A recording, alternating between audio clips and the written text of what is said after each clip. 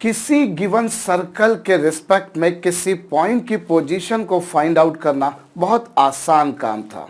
हम क्या करते हैं, हमें कोई सर्कल गिवन है और हमें कोई पॉइंट गिवन है, तो हम उस सर्कल का सेंटर फाइंड आउट कर लेते हैं, उसके कोऑर्डिनेट्स फाइंड आउट कर लेते हैं और साथ में सर्कल की रेडियस भी फाइंड आउट कर लेते हैं। और फिर ये जो डिस्टेंस है, कौन सी डिस्टेंस बच्चों, सर्कल के सेंटर से उस पॉइंट की डिस्टेंस और साथ में रेडियस, इन दोनों का कंपैरिजन करते हैं। यदि ये डिस्टेंस रेडियस से कम आती है तो पॉइंट सर्कल के इनसाइड लाई करता है, यदि ये डिस्टेंस रेडियस के एग्जैक्टली इक्वल आती है तो पॉइंट सर्कल पर ही लाई करता है, और यदि ये डिस्टेंस रेडियस से ज़्यादा आती है तो पॉइंट उसके आउटसाइड लाई करता है। इसी तरह से अगर हमें किसी पैराबोला के रिस्पेक्ट में गिवन पॉइंट की पोजीशन फाइंड आउट करनी हो तो हम क्या करेंगे बच्चों, हम यहाँ पर क्या तरीका अपनाते हैं वो मैं आपको बता रहा हूँ बच्चों। सपोज कीजिए आपको एक पैराबोला गिवन है y square equals to 4ax। अब जब ये पैराबोला है तो ऑब्वियसली इसकी एक्सिस क्या होगी, एक्स एक्सिस जिसकी इक्वेशन होती है y इक्वल्स टू 0, और ये क्या है साहब y एक्सिस कह लीजिए या टेंजेंट एट वर्टेक्स कह लीजिए। और इस पैराबोला के रिस्पेक्ट में आपको इस पॉइंट P जिसके कोऑर्डिनेट्स x1 y1 गिवन है की पोजीशन बतानी है कि साहब ये पॉइंट इसके इनसाइड है या उसके आउटसाइड है या उस पर ही लाई कर रहा है। तो हम क्या करते हैं बच्चों, यहाँ पर इस पॉइंट से पैराबोला की एक्सिस पर एक एल्टीट्यूड ड्रॉ करते हैं। हमने यहाँ पर क्या करा बच्चों, we have dropped a perpendicular from this point on the axis. मैंने इस पॉइंट से पैराबोला की एक्सिस पर एक परपेंडिकुलर ड्रॉप किया। भाई ये पॉइंट आपको गिवन था, आपने इस पॉइंट से यहाँ पर एक परपेंडिकुलर ड्रॉप किया। ये परपेंडिकुलर पैराबोला को जिस पॉइंट पर मिलेगा उसे मैंने नाम दे दिया Q। भाई यहाँ से आपने एक परपेंडिकुलर ड्रॉप किया और ये परपेंडिकुलर जो है पैराबोला को जिस पॉइंट पर मिल रहा है बच्चों उसे मैंने नाम दे दिया Q। अब आप देखिए ये परपेंडिकुलर है। अब अगर ये परपेंडिकुलर है और एक्स एक्सिस पर वाई एक्सिस भी परपेंडिकुलर है तो ऑब्वियसली ये दोनों जो आपको दिखाई दे रही है बच्चों वो दोनों पैरेलल होंगी। सो अगर P का x कोऑर्डिनेट x1 है तो अवश्यम भावी रूप से Q का भी x कोऑर्डिनेट x1 ही होगा। भाई Q क्या है, Q is point lying on parabola itself. जो Q है बच्चों वो पैराबोला पर लाई कर रहा है। भाई आपने P से पैराबोला की एक्सिस पर एक परपेंडिकुलर ड्रॉप किया, उस परपेंडिकुलर ने पैराबोला को जिस पॉइंट पर कट किया उसे मैंने नाम दे दिया Q। अब मैं Q के कोऑर्डिनेट्स के बारे में चर्चा करना चाह रहा हूं। तो मैं भैया ये जो है अगर ये x कोऑर्डिनेट इसका x1 है तो इसका भी x कोऑर्डिनेट x1 ही होगा, तो ये लीजिए Q का x कोऑर्डिनेट मैंने x1 मान लिया। और रही बात बच्चों y कोऑर्डिनेट की तो लेट इट बी y2। मैंने मान लिया कि इसका जो y कोऑर्डिनेट है वो क्या है y2। भाई x कोऑर्डिनेट तो x1 और y कोऑर्डिनेट कितना मैंने y2 सपोज कर लिया बच्चों। अब आपको एक बात समझ में आ रही है डायग्राम को देखकर भैया कि ये जो डिस्टेंस होगी वो डिस्टेंस होगी y1 और ये जो डिस्टेंस होगी वो डिस्टेंस होगी साहब y2। एंड चूंकि पॉइंट Q जो है बच्चों that is lying on parabola, चूंकि बच्चों पॉइंट Q पैराबोला पर लाई कर रहा है। भाई आपने P से जो परपेंडिकुलर ड्रॉप किया वो परपेंडिकुलर पैराबोला को जिस पॉइंट पर मिल रहा है उसे आप नाम दे रहे हो Q। तात्पर्य यह है कि Q पैराबोला पर ही लाई कर रहा है। सो वो उस पर लाई कर रहा है तो वो पैराबोला की इक्वेशन को सेटिस्फाई करेगा। Parabola y square is equal to 4ax, इसको तो वो सेटिस्फाई करेगा। भाई पॉइंट Q तो पैराबोला पर लाई कर रहा है, मुझे तो P के बारे में बात जानना है कि P उसके आउटसाइड है इनसाइड है उस पर है यही। सो वो उस पर लाई करेगा। और फ्रॉम द डायग्राम आप देख पा रहे हैं बच्चों की y2 स्क्वायर की वैल्यू, y2 स्क्वायर जो है बच्चों उसकी वैल्यू y1 स्क्वायर से ज्यादा है। भाई from the diagram it is certainly sure कि ये जो लेंथ है वो कम है और ये जो लेंथ है वो ज़्यादा है। भाई ये लेंथ कम है और ये लेंथ ज़्यादा है। सो y2 स्क्वायर की वैल्यू y1 स्क्वायर से ग्रेटर है और y2 स्क्वायर की वैल्यू बच्चों 4ax1 है। भाई ये इसे इक्वेशन नंबर 1 नाम दे दिया। Since point Q lies over the parabola itself, so वो सेटिस्फाई कर रहा था। और y2 स्क्वायर की वैल्यू y1 स्क्वायर से ज़्यादा है और y2 स्क्वायर की वैल्यू यहाँ से यहाँ रख दी तो कुछ ऐसा आ जाएगा। और इससे बच्चों मैं लिख सकता हूँ y1 square minus 4ax1 less than 0। भाई आप 4ax1 को RHS पर लेकर चले जाइए तो वो माइनस का हो गया। सो दैट आपको क्या मिल गया बच्चों, y1 स्क्वायर माइनस 4ax1 की वैल्यू लेस देन 0। तो अगर आपको कुछ ऐसी पिक्चर मिलती है तो आपको डायग्राम में दिखाई दे रहा बच्चों, यहाँ जो मैंने डायग्राम बनाया है ये पर्टिकुलरली किस केस के लिए बनाया, मैंने उस केस के लिए बनाया जिसमें पैराबोला के इनसाइड है बच्चों पॉइंट, ये रहा। अभी दूसरा केस बच्चों, अगर वो पॉइंट पैराबोला पर ही लाई कर रहा हो, अगर वो पॉइंट बच्चों परवलय पर ही लाई कर रहा हो तो क्या पिक्चर बनेगी। देखिए ये रहा पैराबोला जिसकी इक्वेशन क्या है, y square is equal to 4ax, और बच्चों पॉइंट P अगर पैराबोला पे ही लाई कर रहा है तो मुझे कोई ज़्यादा जद्दोजहद नहीं करना, बड़ा सिंपल सा काम है भैया। अगर वो पैराबोला पे ही लाई कर रहा है तो अवश्यम भावी रूप से वो पैराबोला की इक्वेशन को सेटिस्फाई करेगा। Any point lying on the curve naturally satisfies the curve, और equation of curve is satisfied by only those points which are already lying over the curve itself. So I can say this one, और I can say y1 square minus 4ax1 is equals to 0। तो ये दूसरा case है बच्चों। और तीसरा case यहां पर बच्चों, यदि पॉइंट उसके आउटसाइड है, यदि उसके मतलब किसके, पैराबोला के ऑब्वियसली। तो देखिए साहब अभी यहाँ पर पॉइंट P है जिसके कोऑर्डिनेट्स x1 y1, आपने इस पॉइंट की पैराबोला के रिस्पेक्ट में पोजीशन फाइंड आउट करनी है। आपने एक काम करा, यहाँ से परपेंडिकुलर ड्रॉप किया, परपेंडिकुलर ड्रॉप किया, वो परपेंडिकुलर पैराबोला को जिस पॉइंट पर मिलता है उसको मैंने नाम दे दिया Q। अभी आप कह सकते हो साहब इसका भी एक्स कोऑर्डिनेट वही होगा जो एक्स कोऑर्डिनेट पॉइंट P का है, क्योंकि ये दोनों पॉइंट्स y एक्सिस से इक्वल डिस्टेंस पर है। जितनी डिस्टेंस पर ये पॉइंट होगा उतनी ही डिस्टेंस पर ये पॉइंट होगा। So X coordinate of both of these two point will be naturally same, and let me suppose इसका y कोऑर्डिनेट y2 है। सो अभी चूंकि वो उसको सेटिस्फाई कर रहेगा, भाई पॉइंट Q तो पैराबोला को सेटिस्फाई करेगा, Q पॉइंट जो है वो पैराबोला पर लाई कर रहा है इसलिए वो उसकी इक्वेशन को सेटिस्फाई करेगा। तो यहाँ पर ये पिक्चर आएगी, और डायग्राम को देखकर मेरे को एक बात समझ में आती है कि y1 स्क्वायर की वैल्यू y2 स्क्वायर से बड़ी है। भाई y1 स्क्वायर बड़ा है, y2 स्क्वायर छोटा है, और y2 स्क्वायर की जो वैल्यू आई बच्चों से यहाँ रख दीजिए, सो दैट आपको क्या मिलेगा, y1 square is greater than 4ax1, so that I can say y1 square minus 4ax1 which is greater than 0। ये आपके पास में आ गया। सो ये कौन सा केस हो गया बच्चों, ये वो केस हो गया जिसमें पॉइंट उसके आउटसाइड है। ये वो केस हो गया बच्चों जिसमें पॉइंट उसके आउटसाइड था। ये वो केस था बच्चों जिसमें पॉइंट उसके इनसाइड था। ये वो केस था जिसमें पॉइंट पैराबोला पर हिलाया कर रहा था। होप आपको ये बात समझ में आई है।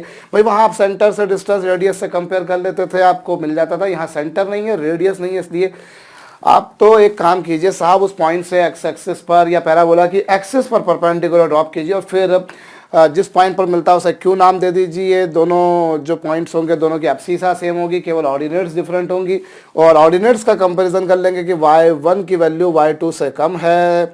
उस बेसिस पर आपके पास में यहाँ आ गया। यहाँ तो चूंकि उस पर लाई कर रहा है तब तो कोई टेंशन वाली बात नहीं, लेकिन अगर लाई नहीं कर रहा है तो फिर आपको ये दोनों तरीके, दोनों मतलब एक ही तरीका है, लेकिन सिंपल ये है कि कुल मिलाकर आपको एक परपेंडिकुलर ड्रॉप करना होता है। You have to drop a perpendicular. तो इसे बच्चों नोट डाउन कर लीजिएगा, ये जो आपके समक्ष लिखा है। चलिए मैं अब आपको आगे और बात करते हैं बच्चों। हम लोग थोड़ी सी यहाँ पर देखिए, हमारे पास में एक और तरीका था सर्कल में। एक और तरीका मतलब जिसको हम थोड़ा सा सिंप्लीफाई करके हम लोग आसान तरीके में चेंज कर दिया करते थे। भाई आपको जो भी कर्व गिवन है, आपको जो भी कोई कर्व गिवन है, जैसे यहाँ पर कर्व क्या गिवन था बच्चों, y square equal to 4x। So इसे y square minus 4ax is equal to 0 भी लिखा जा सकता है, लिखा जा सकता है। अब ये जो कर्व है बच्चों, इस कर्व को हम लोग बोल दिया करते हैं s इक्वल टू 0। कोई भी कर्व जो है बच्चों उससे हम बोल दिया करते हैं s इक्वल टू 0। फिर भले वो सर्कल हो, पैराबोला हो, या आगे चल के अभी आप लोग एलिप्स हाइपरबोला के बारे में बात करेंगे। आपको किसी भी पॉइंट, जो भी कोई कर्व की आपको इक्वेशन दे रखी है, उससे हम लोग बच्चों सिंपली लिखा करते हैं s इक्वल टू 0। किसी भी कर्व को हम लोग क्या लिखा करते हैं, s इक्वल टू 0। अब जब आप उस कर्व में x की जगह पर x1 और y की जगह पर y1, आपको जो पॉइंट दे रखा है उसके कोऑर्डिनेट्स को रख देते हो, तो जो आपको मिलता है उससे आप नाम दिया करते हो बच्चों s1। जैसे यहाँ पर s1 क्या होगा, y1 स्क्वायर माइनस 4ax1। भाई ये आपने क्या करा, जो पॉइंट आपको दे रखा था, जो आपको पॉइंट के कोऑर्डिनेट्स आपको दे रखे थे, वो उन कोऑर्डिनेट्स को आप कर्व की इक्वेशन में रख दीजिए। कर्व की इक्वेशन को आपने बोला s इक्वल टू 0, बोल दिया। अब आप क्या करिए, आपने पहले तो कर्व की इक्वेशन को क्या बोल दिया, s इक्वल टू 0। अब आप उसमें पॉइंट के कोऑर्डिनेट्स रख दीजिए, रख दिया आपने, तो आपको जो मिला बच्चों वो कहलाएगा s1। अब यहाँ पर ध्यान दीजिए आप, ये जो एक्सप्रेशन आपको दिखाई दे रहा है, देखिए ये वही एक्सप्रेशन है जो यहाँ पर लिखा था, ये वही एक्सप्रेशन है जो यहाँ पर लिखा था। तो यहाँ पर क्या आ गया बच्चों, s1 की वैल्यू लेस देन 0, s1 की वैल्यू लेस देन 0। s1 की वैल्यू अगर लेस देन 0 है तो पॉइंट कहाँ होगा बच्चों, इनसाइड द पैराबोला। कुछ यही काम आपने सर्कल में भी किया है, यही काम आपने सर्कल में भी किया है कि आपको बच्चों कोई जो सर्कल की इक्वेशन दे रखी थी उसे आपने नाम दिया s इक्वल टू 0, उसमें पॉइंट के कोऑर्डिनेट्स रख दिए, जो आपको मिलता है उसे आपने नाम दिया s1। अब अगर s1 की वैल्यू लेस देन 0 आती है तो पॉइंट कर्व के इनसाइड है। यदि s1 की वैल्यू, ये भी देखिए ये वही टर्म आ रहा है, ये वही एक्सप्रेशन आ रहा है जो यहाँ पर था बच्चों, तो इससे आपने नाम दे दिया s1। तो s1 की वैल्यू 0 आ गई तो पॉइंट उसी पर लाई कर रहा है। ठीक यही काम अपने सर्कल में भी किया, और देखिए ये वापस से वही एक्सप्रेशन आया है जो ये था। तो ये क्या आया बच्चों, s1 की वैल्यू ग्रेटर देन 0। अगर s1 की वैल्यू ग्रेटर देन 0 आ रही है तो पॉइंट कहाँ है बच्चों, उसके आउटसाइड। सिंपल तरीका, कर्व की इक्वेशन जो आपको गिवन है बच्चों उसे आपने नाम दिया s इक्वल टू 0, दे दिया। अब पॉइंट जिसकी पोजीशन आपसे पूछी है कर्व के रिस्पेक्ट में, आपने उसको उसके कर्व की इक्वेशन में रख दिया, जो मिला आपको उसे आपने नाम दिया s1। अगर s1 की वैल्यू नेगेटिव आती है तो पॉइंट उस कर्व के इनसाइड है, अगर इक्वल टू 0 आती है तो नेचुरल बात है वो पॉइंट उसको सेटिस्फाई कर रहा है, मतलब पॉइंट उसी कर्व पर है, और अगर वो ग्रेटर देन 0 आती है तो पॉइंट उसके बच्चों आउटसाइड है। ये मेरे ख्याल से ज़्यादा सरल तरीका है, तो इसे आप जरूर नोट डाउन कर लीजिए बच्चों। कर्व की क्वेश्चन को आपने लिखना है s इक्वल टू 0, और उससे जो मिलता है उसे आपने नाम दिया s1 इक्वल, जो रख देने के बाद जो मिलता है उसे आप बोलते हो s1।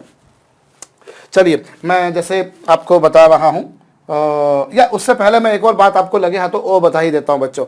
अगर पॉइंट कर्व के आउटसाइड है, अगर पॉइंट कर्व के आउटसाइड है तो उस पॉइंट से आप कर्व पर दो टेंजेंट्स ड्रॉ कर सकते हो। How many tangents you can draw बच्चों, आप इस पॉइंट से इस कर्व पर कितनी टेंजेंट्स ड्रॉ कर पाओगे, दो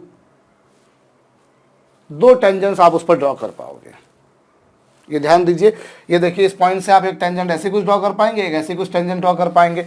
एक रफ डायग्राम मैं आपको बता रहा हूं बच्चों, अगर पॉइंट कर्व पर ही लाई कर रहा है तो उस पॉइंट से आप एक ही टेंजेंट ड्रॉ कर पाएंगे कर्व पर, और अगर पॉइंट उसके इनसाइड है तो ऑब्वियस सी बात है आप ऐसी कोई लाइन इमेजिन नहीं कर सकते जो इस पॉइंट से पास भी हो और इस कर्व को टच भी करे, because what ever line is passed through this point will go for cutting the curve, will go for intersecting the curve, it cannot touch.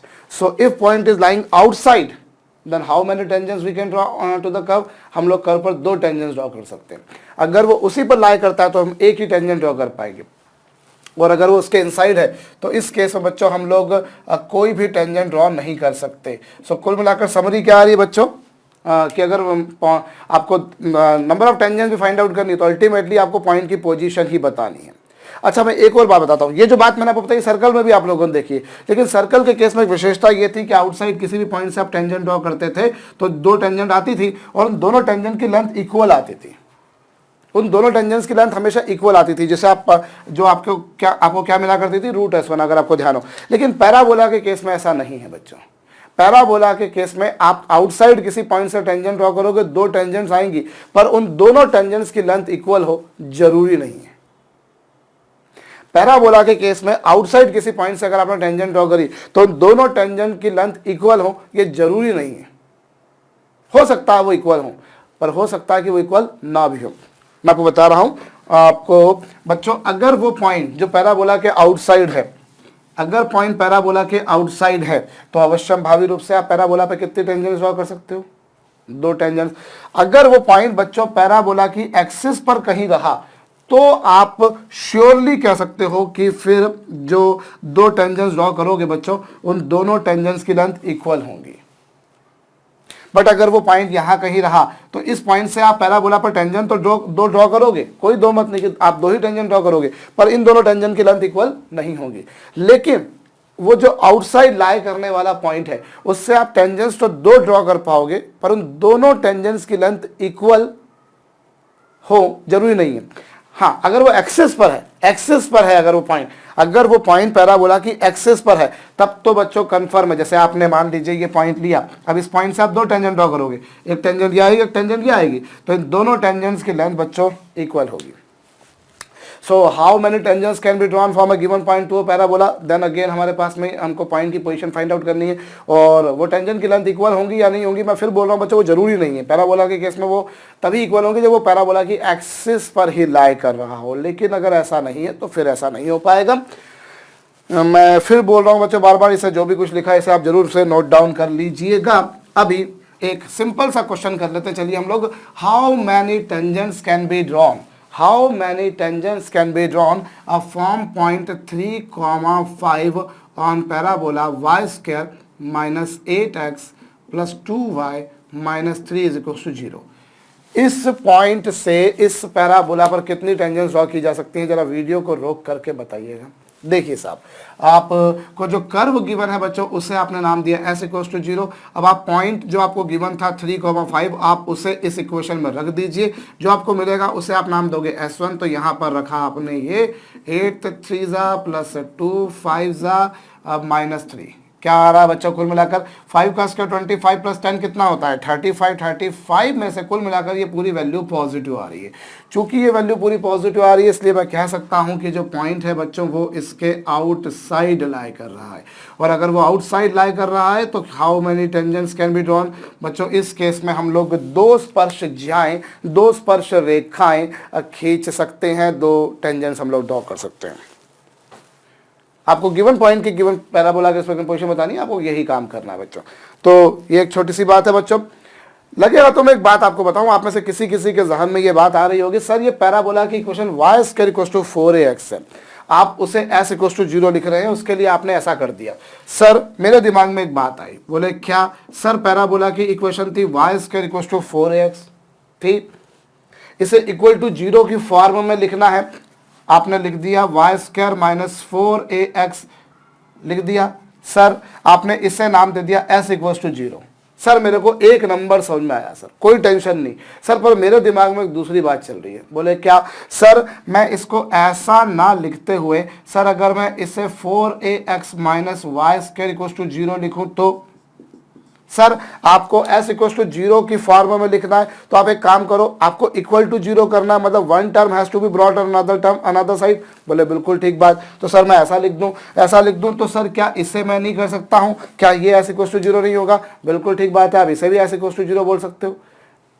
तो फिर सर अगर बोले सर ऐसे अगर मैं करने जाऊं और फिर मैं x1 y1 लूं, भाई पॉइंट के कोऑर्डिनेट्स को मैं इसमें रख दूं, पॉइंट के कोऑर्डिनेट्स को इसमें रख दूं और बोलूं 4ax1 माइनस y1 का स्क्वायर, ये जो आया इससे मैंने नाम दे दिया s1।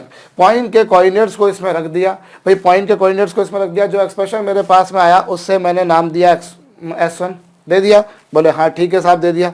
तो सर अब यहां पर जब ये पॉजिटिव होगा, जब ये पॉजिटिव होगा तो इसका मतलब पॉइंट आउटसाइड होगा, लेकिन आप देखो सर अगर ये पॉजिटिव होगा तो पॉइंट आउटसाइड होगा, लेकिन यहाँ तो बिल्कुल उल्टा हो रहा है। अगर ये आउट पॉजिटिव है तो ये तो नेगेटिव, भाई अगर ये पॉजिटिव है तो ऑब्वियस सी बात है y1 square minus 4ax1 negative हो जाएगा।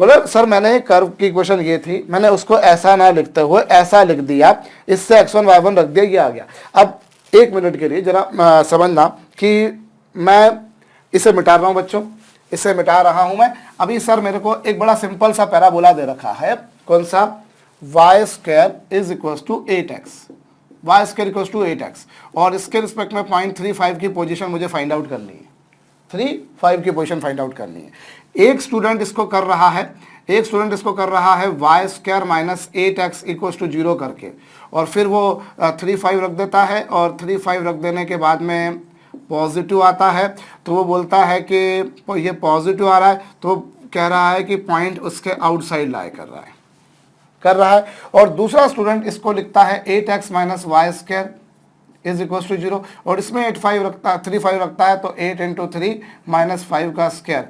अब ये नेगेटिव आ रहा है तो वो बोलता है पॉइंट इसके आउटसाइड है, तो दोनों के आंसर अलग अलग आएंगे। भाई स्टूडेंट ए ने सॉल्व किया y square minus 8x equal to 0 से, और स्टूडेंट बी ने किया 8x minus y square equal to 0 से। अब उसने जब ऐसा किया तो आउटसाइड आया, और ऐसा किया तो इनसाइड आया। ये क्या लोचा है। तो बच्चों मैं आपको यहाँ पर एक बात बता दूं कि जब आपको s इक्वल्स टू 0 की फॉर्म में लिखना है, जब आपको s इक्वल्स टू 0 की फॉर्म में लिखना है तो आप इतना समझ लीजिए कि जिसका आप स्क्वायर कर रहे हैं वो पॉजिटिव रहना चाहिए, उसका कोफिशिएंट पॉजिटिव रहना चाहिए, तभी ये लॉजिक लग पाएगा। असली जो मेथड है, जो सही मेथड है वो तो यही है कि आप यहाँ से परपेंडिकुलर ड्रॉप कीजिए और उसे फिर इसे इस डिस्टेंस से कंपेयर कीजिए। सही मायने में देखा जाए तो मेथड वही है। ये तो हमारे समझने का एक आसान तरीका है कि हम ये इतना लंबा चौड़ा तरीका ना करते हुए हम पॉइंट के कोऑर्डिनेट्स को रख देते हैं, जो हमको मिलता है उसे आप S1 नाम दे देते हैं और फिर आप देख रहे हैं कि S1 पॉजिटिव है तो पॉइंट आउटसाइड, S1 नेगेटिव तो पॉइंट इनसाइड और S1 0 तो पॉइंट उसी पर लाई कर रहा है। ये आप लॉजिक, ये छोटा सा तरीका उसको समझने का, सही मायने में तो वो परपेंडिकुलर वाली मेथड ही है। तो अब अगर ये वाली मेथड आपको लगानी है तो कोई व्यक्ति ऐसा करता है तो उसको जो अगर उसको प्लस मिल रहा है तो ऐसा करने वाले को निश्चित रूप से माइनस मिलेगा, क्योंकि बिल्कुल माइनस का ही मल्टीप्लाई कर दिया है भाई। इस इक्वेशन में और इस इक्वेशन में देखा जाए इक्वेशन दोनों सेम है, लेकिन इसको माइनस से मल्टीप्लाई करो तब जाकर ये मिलता है बच्चों। तो इस मेथड से जो पॉइंट आउटसाइड आ रहा है इस मेथड से वो इनसाइड आएगा। तो बच्चों ये आपको हमेशा ध्यान रखना है कि जब भी इस तरह की प्रॉब्लम आपको सॉल्व करनी है, हमेशा जिसका स्क्वायर हो उसके कोफिशिएंट को पॉजिटिव कर लीजिएगा, उसके बाद में जो बनेगा उससे s इक्वल्स टू 0 लिखिएगा। ये लिख लीजिएगा, बड़े काम की बात है, क्योंकि कुछ लोगों के दिमाग में कन्फ्यूजन आता है। मैं ये नहीं कह रहा कि सभी के दिमाग में आता है, और मेरा मानना ये है कि जितने अधिक से अधिक कन्फ्यूजन आएंगे उतना ज़्यादा बेहतर होता है हमारे लिए, पढ़ने वाले के लिए बेहतर होता है, मेरे जैसे पढ़ाने वाले के लिए होता है। क्योंकि जितने कन्फ्यूजन आते हैं वही तो हमारे को और आगे के रास्ते खोलते हैं और मालूम पड़ पाता है कि अच्छा दिमाग में ये भी प्रश्न उठ सकता है।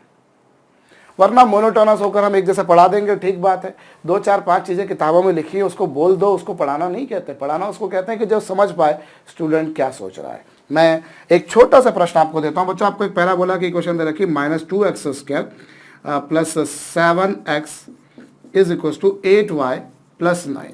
ये आपको एक पैराबोला की वन है बच्चों, और आपको इस पैराबोला के रिस्पेक्ट में पॉइंट 1, -2 की पोजीशन फाइंड आउट करनी है। You have to find position of this point with respect to this parabola. आप कीजिए, खुद से कीजिए बच्चों। अब आपको क्या बोला मैंने, आप इससे कैसे काम करेंगे भाई। एक व्यक्ति इसको ऐसे काम करेगा कि ये जो लिखा है राइट हैंड साइड पर उसको लेफ्ट हैंड साइड पर ले आएगा, और ये हो गया, इसे s इक्वल टू 0 नाम दे दिया, और फिर इसमें 1, -2 रख दिया। इसमें 1, -2 रख दिया, जो आएगा उसे S1 नाम दिया। एक बंदा इस प्रॉब्लम को ऐसे सॉल्व करेगा, और दूसरा बंदा बोलेगा कि एक काम करो, 8y प्लस 9 को अपनी जगह पर रखो और इन्हें आप RHS से LHS पे ले जाओ। तो ये जो आया आपके पास में s इक्वल टू 0 आया, और इसमें आप 1, -2 रख दीजिए, y की जगह पर -2 रख दीजिए, प्लस 9 है, x की जगह पर 1 रख दीजिए, x की जगह पर 1 रख दीजिए। अब आपको जो पिक्चर मिलेगी आप आराम से इसको सॉल्व करके देख लीजिए कि नेगेटिव आ रहा है मेरे ख्याल से, और अगर ये नेगेटिव आ रहा है तो पॉइंट इन साइड है, मतलब इस पॉइंट से इस पैराबोला पर कोई टेंजेंट ड्रॉ नहीं की जा सकेगी। इस पॉइंट से पैराबोला पर कोई टेंजेंट ड्रॉ नहीं की जा सकेगी। मेरे ख्याल से मेरा कैलकुलेशन सही है, और अगर मैं ऐसे ही कुछ गलती कर दूं तो वो आप संभाल लीजिएगा बच्चों। सो सही तरीका कौन सा है, ये वाला तरीका है या सेकंड वाला तरीका? ऑफ कोर्स सेकंड वाला तरीका, बिकॉज मैंने आपको जो बात बताई कि आपको कर्व की इक्वेशन को रीअरेंज करके लिखना पड़ सकता है, s इक्वल टू 0 की फॉर्म में लाना है। तो आप कैसे लाएंगे, जिसका स्क्वायर है that should have positive coefficient, जिसका वर्ग है उसका गुणांक धनात्मक होना चाहिए, जिसका स्क्वायर है उसका कोफिशिएंट पॉजिटिव होना चाहिए। और इस लिहाज से बच्चों ये वाला तरीका सही था, ना कि ये वाला तरीका सही था। तो इसीलिए आप बच्चों ऐसे प्रोसीड करेंगे। ऑब्वियसली अगर इसमें इनसाइड आया, इसमें आप रखकर देखेंगे तो आपको आउटसाइड ही मिलेगा। अब इसमें रखकर देख लीजिए, इसमें आपको पॉजिटिव ही मिलेगा बच्चों, कंफर्म है। तो फिर वो तो गलत हो जाएगा बच्चों। तो एक छोटी सी बात थी बच्चों, किसी पॉइंट की किसी पैराबोला के रिस्पेक्ट में पोजीशन अगर हमें फाइंड आउट करनी है तो हम लोग बेसिक तरीका तो ये होता है कि उस पैराबोला पर उस पॉइंट से उस पैराबोला की एक्सिस पर, भाई एक्सिस अगर मान लीजिए पैराबोला ऐसा होगा तो आपको पॉइंट की पोजीशन बतानी है, तो आप ऐसा परपेंडिकुलर ड्रॉप करेंगे और फिर आप कंपेयर कर लेंगे तो काम होगा बच्चों। जैसे ये जो पैराबोला की इक्वेशन दे रखी है मैंने, ये वाली, वो कुछ ऐसा ही पैराबोला है जिसकी एक्सिस y एक्सिस के पैरेलल है। लगे तो एक छोटी सी बात आपको बताता हूँ बच्चों, ये देखिए आपके पास में ये पैराबोला है। और ये कोई पॉइंट है बच्चों P जिसके कोऑर्डिनेट्स हैं x1 y1 जो कि पैराबोला पे ही लाई कर रहा है, और दूसरा पॉइंट है Q बच्चों जिसके कोऑर्डिनेट्स हैं x2 y2। आपको पैराबोला पर एक पॉइंट दे रखा है P जिसके कोऑर्डिनेट्स है x1 y1, दूसरा पॉइंट दे रखा है Q जिसके कोऑर्डिनेट्स है x2 y2, और आपको इन दोनों को ज्वाइन करने वाली लाइन, इन दोनों को ज्वाइन करने वाली लाइन, या यूं कहा जाए कि इन दोनों को ज्वाइन करने वाली कॉर्ड, इन दोनों को ज्वाइन करने वाली कॉर्ड की इक्वेशन बतानी है। कर सकते हैं आप लोग खुद भी, बड़ा छोटा सा काम है भाई। इन दोनों पॉइंट्स को ज्वाइन करने वाली कॉर्ड की इक्वेशन बतानी है, नॉट अ बिग डील बच्चों। दो लाइंस को ज्वाइन करने वाली लाइन, दो पॉइंट्स को ज्वाइन करने वाली लाइन की इक्वेशन क्या होती है? y minus y1 is equal to y2 minus y1 upon x2 minus x1 into क्या? x minus x1। भाई किन्हीं भी अगर आपको मालूम है कि हाँ साहब फला लाइन फला दो पॉइंट से पास होती है, तो उसकी इक्वेशन को बताना सच्चा सिंपल काम, बहुत सिंपल काम है, आपके पास में ऐसा हो जाएगा। ये तो एक तरीका है सही। अदरवाइज एक और तरीके को मैं एक और फॉर्म में इसको लिखना चाहता हूँ, मैं बताता हूँ, क्योंकि उसकी जरूरत आपको आगे चल के बार बार पड़ेगी बच्चों। चूंकि पॉइंट x1 y1 पैराबोला पर लाई कर रहा है, भाई पैराबोला की इक्वेशन क्या गिवन है आपको? y square equal to 4ax। Since point P x1 y1 is lying over this curve, so will be satisfying this curve, तो ये कर्व को सेटिस्फाई करेगा। ये इक्वेशन 1 हो गई बच्चों। इसी तरह से यहाँ पर y2 square is equal to 4ax2।